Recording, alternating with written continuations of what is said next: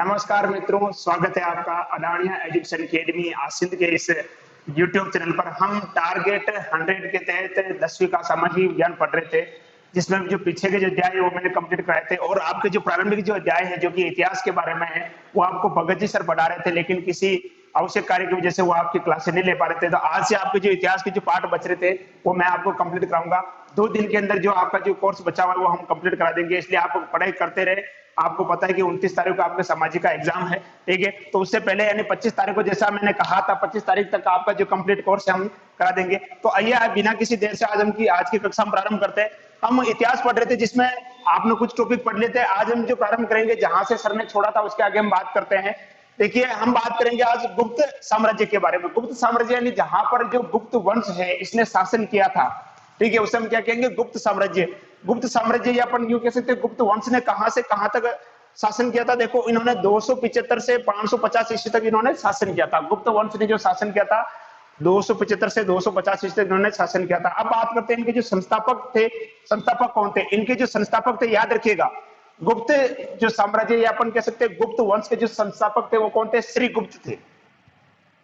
गुप्त वंश के जो संस्थापक थे कौन थे? श्रीगुप्त। इनके एक पुत्र हुए थे श्रीगुप्त के, जिसका नाम था घटोत्कच। याद रखिएगा, गुप्त वंश के या गुप्त साम्राज्य के जो संस्थापक हुए कौन हुए? श्रीगुप्त। इस श्रीगुप्त के पुत्र कौन थे? घटोत्कच। अब घटोत्कच को याद रखने की कोई ज्यादा आवश्यकता नहीं है, आप केवल ये याद रखिएगा कि गुप्त साम्राज्य के संस्थापक कौन थे? श्रीगुप्त थे। गुप्त साम्राज्य के संस्थापक कौन थे? श्रीगुप्त थे। इनका एक पुत्र था श्रीगुप्त का, जिसका नाम था घटोत्कच। क्या नाम था? घटोत्कच। इन्होंने महाराज की उपाधि धारण की थी। घटोत्कच ने कौन सी उपाधि धारण की थी? महाराज की उपाधि धारण की थी। बस यही याद रखना, इसके ज्यादा कोई याद नहीं रखना। इसके बाद जो प्रमुख जो शासक हुए वो हुए चंद्रगुप्त प्रथम। घटोत्कच के पुत्र थे कौन? चंद्रगुप्त प्रथम, ये घटोत्कच के पुत्र थे। इन्होंने 320 से 335 ईस्वी तक शासन किया था। कहां से? 320 से 300, ज्यादा लंबे समय तक नहीं रहते ये। 320 से 335 ईस्वी तक इन्होंने शासन किया था। इन्होंने कौन सी उपाधि धारण की थी? महाराजाधिराज। चंद्रगुप्त प्रथम ने, गुप्त वंश के जो चंद्रगुप्त प्रथम हुए थे, चंद्रगुप्त प्रथम ने महाराजाधिराज, कौन सी? देखिएगा, महाराजाधिराज की पदवी जो है या उपाधि जो है इन्होंने धारण की थी।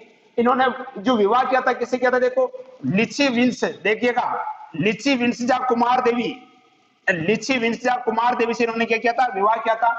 और इन्होंने जिस प्रकार से अपन कहते हैं ना विक्रम संवत, उसी प्रकार से इन्होंने गुप्त संवत चलाया था। किसने चलाया था? चंद्रगुप्त प्रथम ने गुप्त संवत चलाया था। इसके बाद जो प्रतापी शासक हुए थे चंद्रगुप्त प्रथम के जो पुत्र थे कौन थे? समुद्रगुप्त।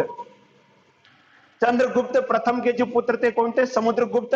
इनका जो शासन काल रहा कहां से? 335 से 380 तक। 335 से 380 तक इन्होंने क्या किया? शासन किया था। देखिए, ये बहुत इंपॉर्टेंट है, सबसे ज्यादा इनमें ये इंपॉर्टेंट है, इसके बारे में याद रखिएगा। इन्होंने, देखो, एक प्रशस्ति है प्रयागराज प्रशस्ति। प्रशस्ति के बारे में आप जानते हो, प्रशस्ति किसे कहते हैं? जो कोई पत्थर जो होता है, पत्थर पर जब किसी राज्य का क्या किया जाता है या उसे महाराज के बारे में कुछ बातें लिखी जाती है, प्रशस्ति के ऊपर उकेरा जाता है, उनको पत्थर को जो छीनी के द्वारा जो उकेरा जाता है उसे बन के बोलते हैं प्रशस्ति कहते हैं। तो जो समुद्रगुप्त है, इन्होंने एक प्रशस्ति लिखवाई जिसका क्या नाम है? प्रयागराज प्रशस्ति। समुद्रगुप्त ने एक प्रशस्ति लिखाई थी, प्रयागराज प्रशस्ति। प्रयागराज प्रशस्ति में समुद्रगुप्त ने स्वयं को किसका प्रपोत्र यानी परपोता अपन कह सकते हैं?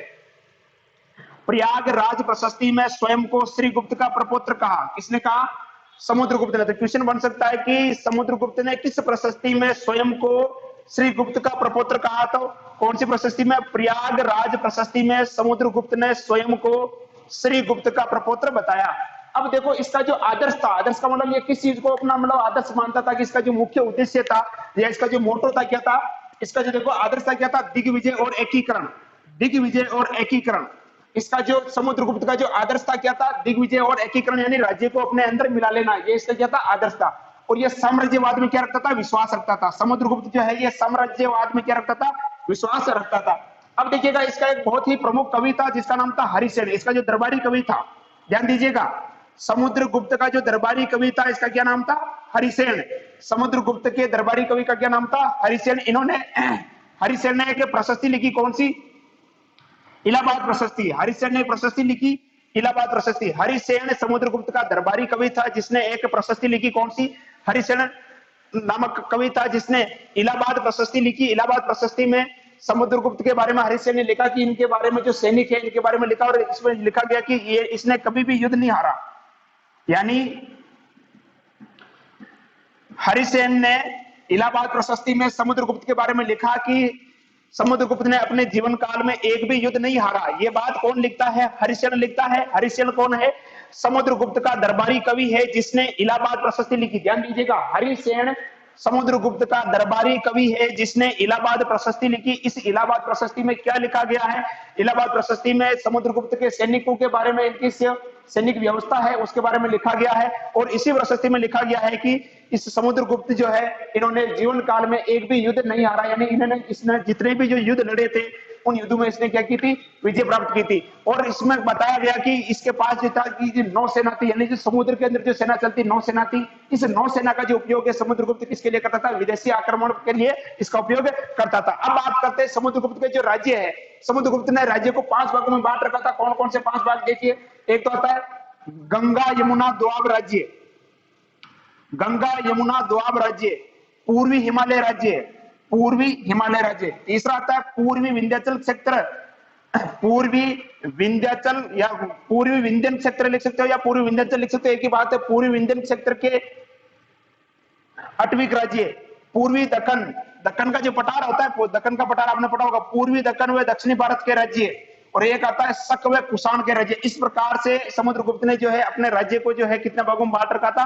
5 भागों में बांट रखा था। और इसके बारे में याद रखिएगा, इसने क्या कराया था? समुद्रगुप्त ने, देखियो इसने क्या कराया था? अश्वमेध यज्ञ करवाया था। समुद्रगुप्त ने क्या करवाया था? अश्वमेध यज्ञ करवाया था। और इन्होंने क्या किया था? जो सिक्के जो है, समुद्रगुप्त ने जो सिक्के चलाए थे, सोने के जो सिक्के चलाए थे उन पर, या सिक्के जो चलाए थे सिक्कों पर क्या लगवाया था? अश्वमेध पराक्रम। इन्होंने समुद्रगुप्त ने जो सिक्के चलाए थे सिक्कों पर इसने क्या लिखवाया था? अश्वमेध पराक्रम लिखाया था। समुद्रगुप्त ने अश्वमेध यज्ञ कराया और इन्होंने जो सिक्के चलाए थे सिक्कों पर क्या लिखवाया था? अश्वमेध पराक्रम। सिक्कों पर क्या लिखवाया था? अश्वमेध पराक्रम लिखवाया था। देखो समुद्रगुप्त, देखो ललित कला व संगीत कला में क्या था? निपुणता, यानी बहुत ही विद्वान राजा था ये। जो ललित कला व संगीत कला में क्या था? निपुणता, जिसके कारण इसको किस नाम से और जानते हैं अपन? कविराज के नाम से भी इसको जाना जाता है। तो पूछा जा सकता है किस शासक को कविराज के नाम से जाना जाता है? तो समुद्रगुप्त को जो है कविराज के नाम से जाना जाता है क्योंकि ये ललित कला और संगीत कला में क्या था? निपुणता। अगला देखो, ये विष्णु भक्त था। जो समुद्रगुप्त है ये विष्णु भक्त था और सभी धर्मों का क्या करता था? आदर करता था। ये जो संगीत कला में निपुण था, इसके कारण इन्होंने जो सिक्के चलाए थे, समुद्रगुप्त ने जो सिक्के चलाए थे उन सिक्कों पर इसकी एक आकृति बनी हुई है। कौन सी? वीणा बजाते हुए। इसके द्वारा चलाए गए सिक्कों पर वीणा बजाते हुए इसकी आकृति बनी हुई है। ये हो गया समुद्रगुप्त। अब देखो समुद्रगुप्त के बाद जो शासक बनते हैं वो बनते हैं, कौन बनते हैं? चंद्रगुप्त द्वितीय। ये हो गया आपके चंद्रगुप्त प्रथम। इसके बाद जो शासक बनते कौन बनते हैं? चंद्रगुप्त द्वितीय जो है ये शासक बनते हैं। ये कौन है? देखो समुद्रगुप्त के पुत्र है। इसके अन्य नाम कौन कौन से? एक तो देवराज और देवगुप्त। समुद्रगुप्त, माफ कीजिएगा, चंद्रगुप्त द्वितीय के जो अन्य नाम कौन कौन से? एक तो है देवराज, एक है देवगुप्त। देखो इन्होंने क्या किया था? अपनी पुत्री प्रभावती का विवाह, अपनी पुत्री किसने? चंद्रगुप्त द्वितीय ने अपनी पुत्री प्रभावती का विवाह किसके साथ कराया था? वाकाट राजा रुद्रसेन से कराया था। किसे कराया था? वाकाट राजा रुद्रसेन से। चंद्रगुप्त द्वितीय ने, चंद्रगुप्त द्वितीय की जो पुत्री थी जिसका क्या नाम था? प्रभावती था, उसने क्या किया था? वाकाट राजा रुद्रसेन से अपनी पुत्री का जो है विवाह कराया था। लेकिन क्या होता है, कुछ ही समय बाद इनसे एक पुत्र उत्पन्न होता है और पुत्र उत्पन्न होने के बाद युद्ध में इसकी क्या हो जाती है? हत्या हो जाती है। इसलिए जो शासन है अपने हाथ में कौन लेती है? प्रभावती लेती है। इसने क्या किया था? देखो पश्चिमी मालवा और गुजरात को क्या किया था? अपने अधिकार में कर लेते हैं। पश्चिमी मालवा और गुजरात पर क्या की थी? विजय प्राप्त की थी। और इन्होंने जो उज्जैन को अपनी राजधानी बनाया था। तो कह सकते हैं कि किस गुप्त शासक ने या गुप्त साम्राज्य के कौन सा शासक था जिसने उज्जैन को अपनी दूसरी राजधानी बनाया था? तो चंद्रगुप्त द्वितीय ने जो है उज्जैन को अपनी राजधानी बनाया था। चंद्रगुप्त द्वितीय ने उज्जैन को अपनी राजधानी बनाया था। और कौन सी उपाधि धारण की थी इसने? विक्रमादित्य की उपाधि धारण की थी। कौन सी उपाधि धारण की थी? विक्रमादित्य की उपाधि धारण की थी। किसने की थी? विक्रमादित्य की उपाधि। क्वेश्चन बन सकता है कि विक्रमादित्य की उपाधि किससे गुप्त वंश के शासक ने धारण की? किसने की थी? चंद्रगुप्त द्वितीय ने। चंद्रगुप्त द्वितीय ने ही क्या किया था? उज्जैन को अपनी राजधानी बनाया था। तो चंद्रगुप्त द्वितीय के बारे में आपको मुख्य रूप से 2 ही बातें ध्यान रखनी है। कौन सी? एक तो इसने उज्जैन को अपनी राजधानी बनाया और विक्रमादित्य की उपाधि धारण की थी। गुप्त वंश का जो अगला जो शासक आता है वो आता है कुमारगुप्त महेंद्रादित्य। कुमारगुप्त महेंद्रादित्य, इसने जो शासन किया था कहां से कहां तक किया था? 414 से 455 ईस्वी तक इसने शासन किया था। और इसने भी क्या करवाया था? अश्वमेध यज्ञ करवाया था। क्या करवाया था? अश्वमेध यज्ञ जो करवाया था। इसके बारे में जो मुख्य रूप से जो आपको ध्यान रखना है कि इसे किसे कुमार गुप्त महेंद्रादित्य या केवल कुमार गुप्त भी याद रख सकते हो, इसे नालंदा विश्वविद्यालय का संस्थापक माना जाता है। इंपॉर्टेंट कर लीजिएगा इसको, इसे नालंदा विश्वविद्यालय का संस्थापक यानी नालंदा विश्वविद्यालय की जो स्थापना की थी किसने की थी, कुमार गुप्त महेंद्रादित्य ने। या अपन कह सकते हैं गुप्त काल में ही नालंदा विश्वविद्यालय की स्थापना हुई थी। याद रखिएगा गुप्त काल में ही जो बहुत ही बड़ा यानी विश्व प्रसिद्ध नालंदा विश्वविद्यालय जो है इसकी जो स्थापना हुई थी कहां, किसके शासन काल में हुई थी, कुमार गुप्त यानी गुप्त काल के दौरान कुमार गुप्त ने जो है नालंदा विश्वविद्यालय की स्थापना की थी। इसके बारे में दो चीजें ध्यान रखनी है, एक तो इसने अश्वमेध यज्ञ करवाया था और इसने क्या किया था, नालंदा विश्वविद्यालय की स्थापना की थी। इसके बाद जो आता है स्कंदगुप्त, स्कंदगुप्त कुमार गुप्त का पुत्र था और ये 455 से 467 ईस्वी तक इसने शासन किया था। इसके बारे में मुख्य रूप से याद रखना है कि देखो एक झील है ये सुदर्शन झील, सुदर्शन झील बनाई थी किसने, मौर्य शासकों ने बनाई थी। किसने बनाई थी, जो मौर्य वंश के जो शासक थे उन्होंने सुदर्शन झील का निर्माण कराया था।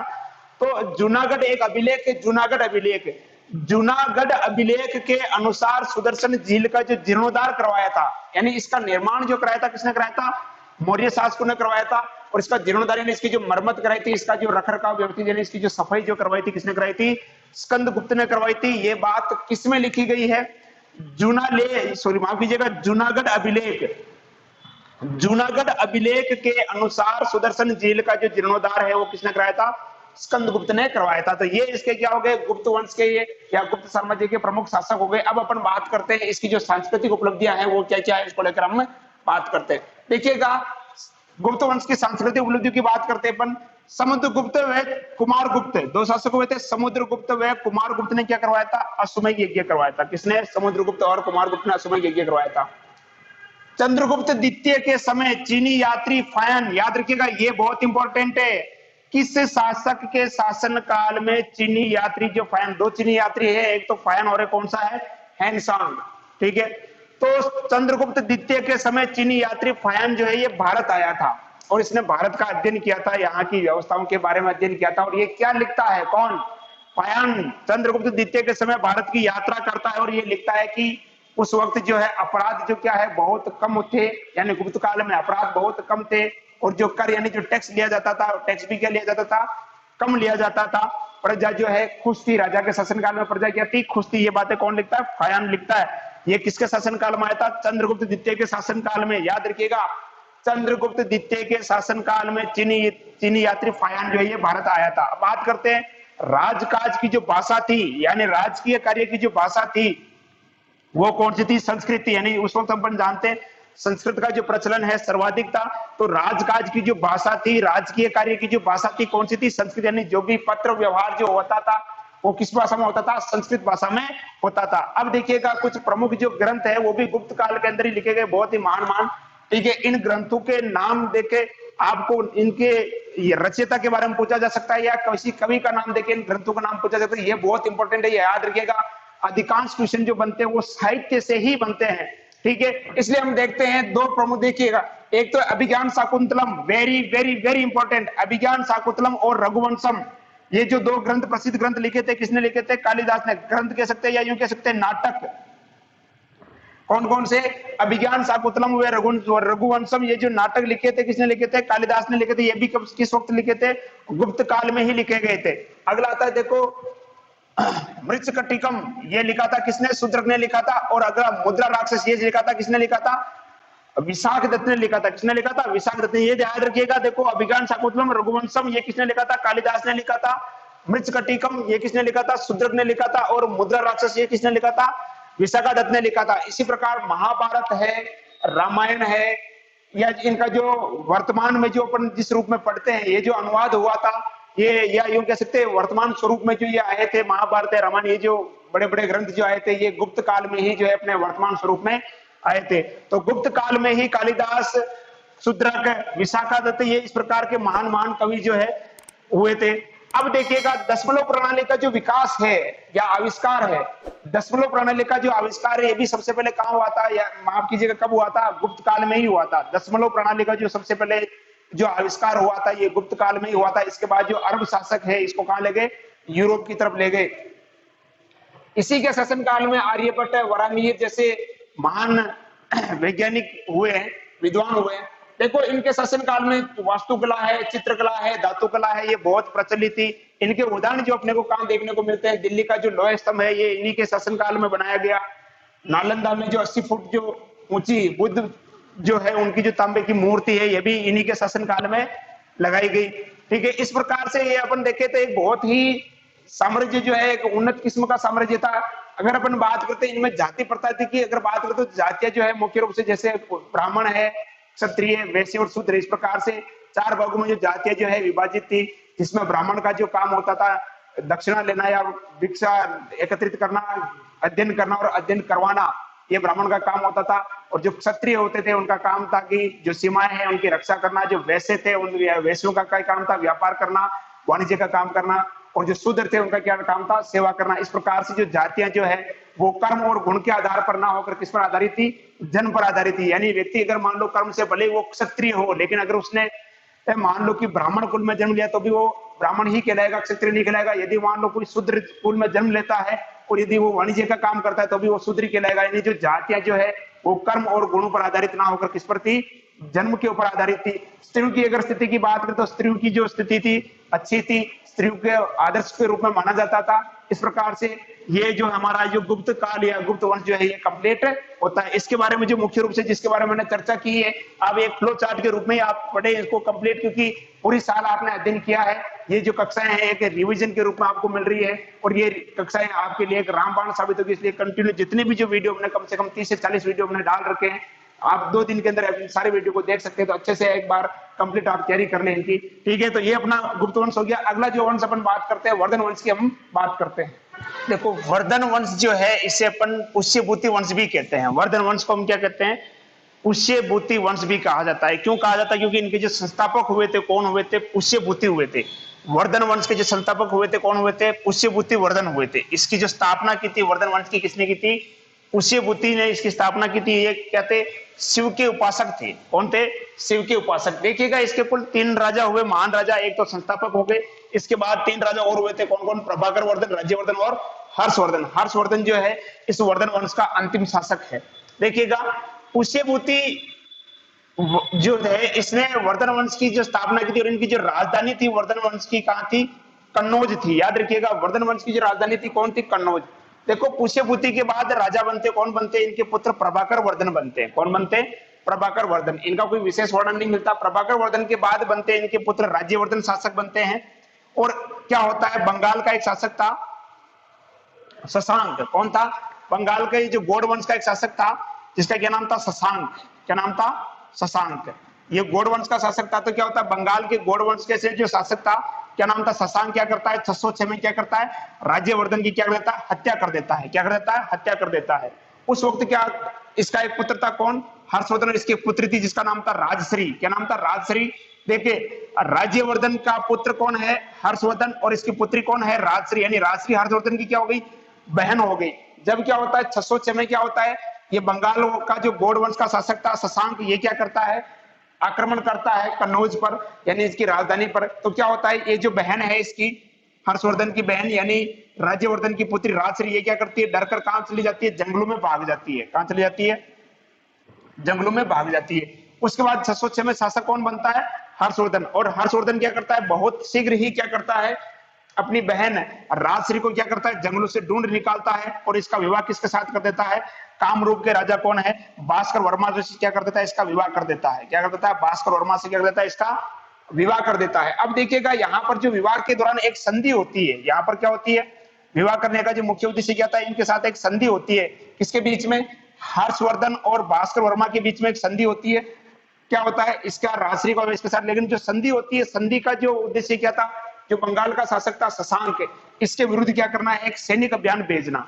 इसके विरुद्ध एक सैनिक अभियान भेजना। कब भेजा था सैनिक अभियान, 620 में। ये दोनों क्या करते हैं, संधि के तहत इस पर क्या करते हैं, एक सैनिक अभियान भेजते हैं। लेकिन क्या होता है, जो नर्मदा नदी जो है, नर्मदा नदी के किनारे वहां पर जो चालुक्य वंश का जो शासन था उनका कौन था, देखो पुलकेशिन द्वितीय क्या करता है, इसकी सेना को क्या करता है, वहां से क्या करता है, वापिस से खदेड़ देता है, यानी वापिस भेज देता है। अब बात करते हैं अपन हर्षवर्धन की मुख्य उपलब्धि के बारे में। देखो इसने क्या किया था, महाराजा धीराज की उपाधि धारण की थी।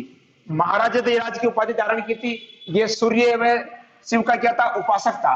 सूर्य और शिव का क्या था, उपासक था। और क्या करता, देखो प्रति 5 वर्षों में, हर 5 साल बाद, प्रति 5 वर्षों में जहां पर गंगा और यमुना नदी मिलती है, कहां पर, प्रयागराज में।